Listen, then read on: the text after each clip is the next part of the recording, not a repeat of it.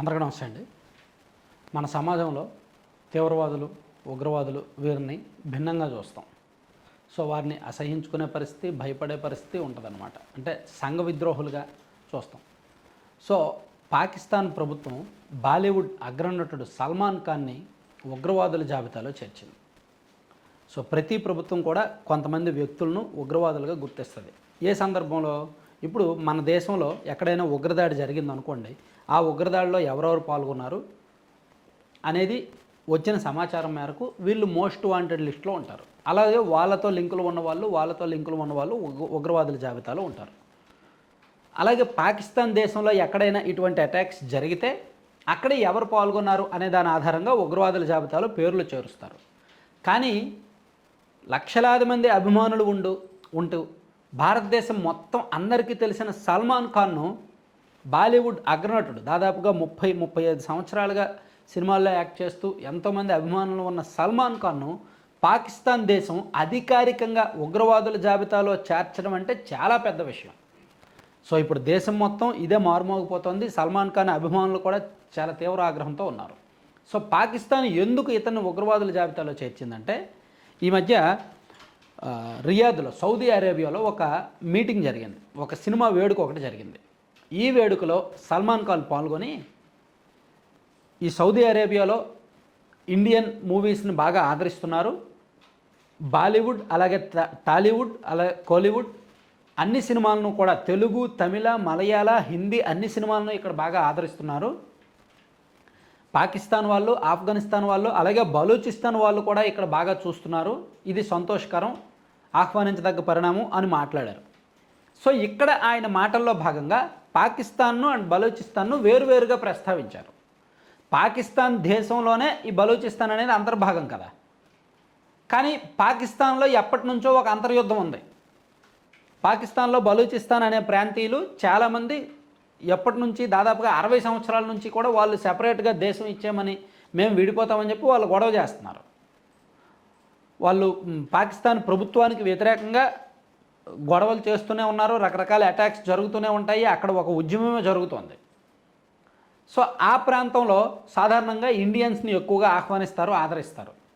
ఈ మధ్య కూడా ఆపరేషన్ సింధూర్ జరిగినప్పుడు కూడా బలూచిస్తాన్లో ఒక పెద్ద ర్యాలీ జరిగిందని విన్నాం.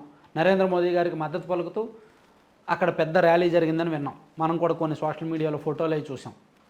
సో ఆ ప్రాంతం అంటేనే పాకిస్తాన్కి ఒక రకంగా భయం. పాకిస్తాన్లో అంతర్భాగం అయినప్పటికీ పాకిస్తాన్ ప్రభుత్వానికి ఆ ప్రాంతం అంటే వణుకు. ఎందుకంటే ప్రభుత్వానికి వ్యతిరేకంగా వాళ్ళు ఎప్పుడు గొడవలు చేస్తూనే ఉంటారు. సో ఆ ప్రాంతాన్ని విడిపోవడానికి, బయటికి ఇచ్చేయడానికి పాకిస్తాన్ సిద్ధంగా లేదు. సో దాన్ని ఈయన వేరువేరుగా ప్రస్తావించాడు కాబట్టి, పాకిస్తాన్ వేరు బలూచిస్తాన్ వేరు అనే అర్థం వచ్చేలా సల్మాన్ ఖాన్ మాట్లాడాడు కాబట్టి సల్మాన్ ఖాన్ని పాకిస్తాన్ ఉగ్రవాదుల జాబితాలో చేర్చిందంట. ఏమైనా అర్థం ఉందా? జాబితాలో చేర్చిందని ఎలా చెప్పగలమంటే, పాకిస్తాన్ ఉగ్రవాద నిరోధక చట్టం 1997లో 4వ షెడ్యూల్ ఒకటి ఉంది. సో ఉగ్రవాదులతో సంబంధాలు ఉన్నట్టు అనుమానించే వ్యక్తుల పేర్లను ఈ 4వ షెడ్యూల్లో చేరుస్తారనమాట. బ్లాక్ లిస్ట్లో ఉంటాయి. ఆ బ్లాక్ లిస్ట్లో సల్మాన్ ఖాన్ పేరు కూడా ప్రస్తావించారు. ఇలా బ్లాక్ లిస్ట్లో ఉన్న వ్యక్తుల కదలికలపై పాకిస్తాన్ చట్టాల ప్రకారం నిఘా పెడతారు. వారి ఆంక్షలు విధిస్తారు. అవసరమైతే చట్టరీత్యా చర్యలు తీసుకుంటారు. అయితే సల్మాన్ వ్యాఖ్యలు బలూచిస్తాన్ ఏర్పాటువాద నేతల్లో మాత్రం ఆనందాన్ని కలిగించాయి. అంటే సల్మాన్ ఖాన్ మాట్లాడిన మాటలు బలూచిస్తాన్ ఏర్పాటువాద తిరుగుబాటుదారుల్లో ఆనందాన్ని కలిగించాయి. పాకిస్తాన్ ప్రభుత్వానికి కోపం తెప్పించాయి. ఎందుకంటే వాళ్ళ డిమాండ్ ఏంటి? మేము పాకిస్తాన్ నుంచి విడిపోవాలి, మేము పాకిస్తాన్ ఒకటి కాదనే డిమాండ్ వాళ్ళది.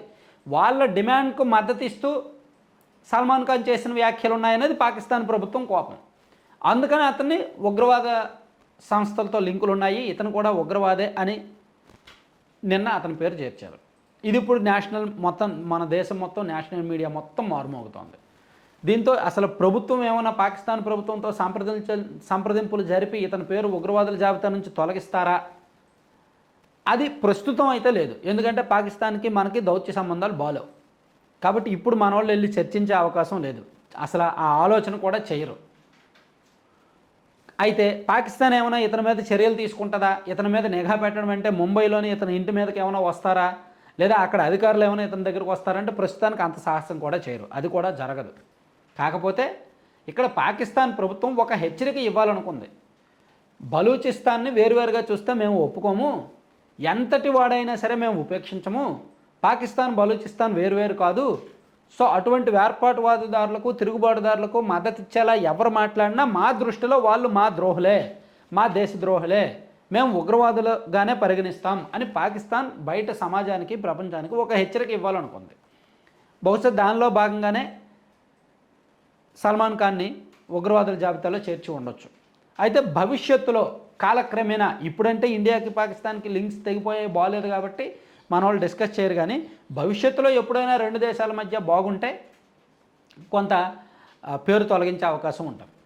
ఎందుకంటే ఈ సల్మాన్ ఖాన్కి ఈవెన్ పాకిస్తాన్లో కూడా అభిమానులు ఉన్నారు. మన బాలీవుడ్ నటులకు చాలామందికి పాకిస్తాన్లో అభిమానులు ఉన్నారు. ఇక్కడ సినిమాలు అక్కడ కూడా చూసేవాళ్ళు. సల్మాన్ ఖాన్ది బజరంగి భాయిజాన్ సినిమా, ఆ సినిమా స్టోరీ అంతా లింక్డ్ విత్ పాకిస్తాన్. సో ఆ సినిమా కూడా చాలా బాగుంటుంది. మన ఇండియన్ మూవీస్ హిస్టరీలో హైయెస్ట్ గ్రాస్ కలెక్ట్ చేసిన టాప్ 15 సినిమాల్లో బజరంగి భాయిజాన్ 12వ స్థానంలో ఉంది. దాదాపుగా 690 కోట్లు ఎంతో కలెక్ట్ చేసిందనమాట అప్పట్లోనే. సో దాంతో ఆ సినిమాతో పాకిస్తాన్కి మరింత దగ్గరయ్యాడు సల్మాన్ ఖాన్. సో ఇప్పుడు ఈ ఉదంతం మొత్తం ముగింపు ఏంటి అనేది ఆసక్తికరంగా ఉందన్నమాట. చూద్దాం ఏం జరుగుద్దాం. Thank you.